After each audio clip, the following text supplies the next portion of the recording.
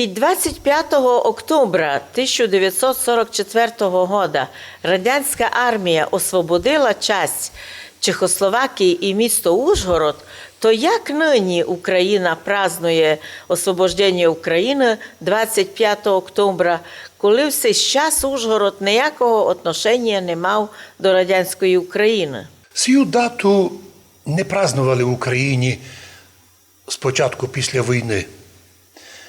Бо всім ясно було, і було на обласній раді, на Білому домі була велика плита, де було вказано, хто і як і коли освобождав Закарпаття, часть території Чехословакії. Але недавно, коли місні партизани із Закарпатської обласної адміністрації в Закарпатті рішили Августина Волошина, ярого противника приєднання Подкарпатської Руси до Совєтської України, надумали видати за Героя України.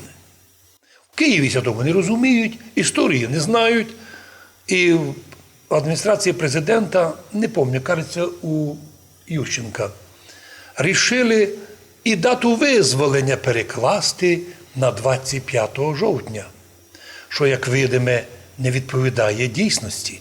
Тобто фейк за фейком в українській історії.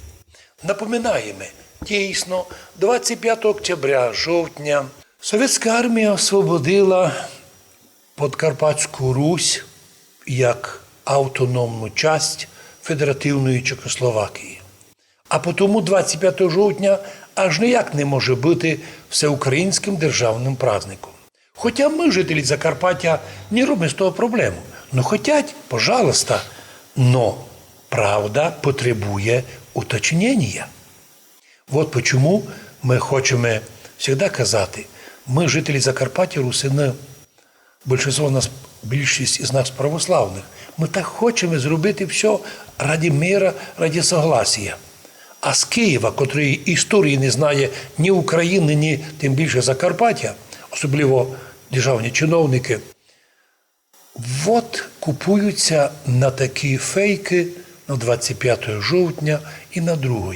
Воно б не було для нас показовим, якщо б ота же влада у грубій формі так не відносилася до історичних подій Закарпаття і так би не брали їх до уваги, а тим більше 30 років ламати, кришити, переслідувати у судовому порядку русинів за їх бажання просто називатися такими, яких мама родила.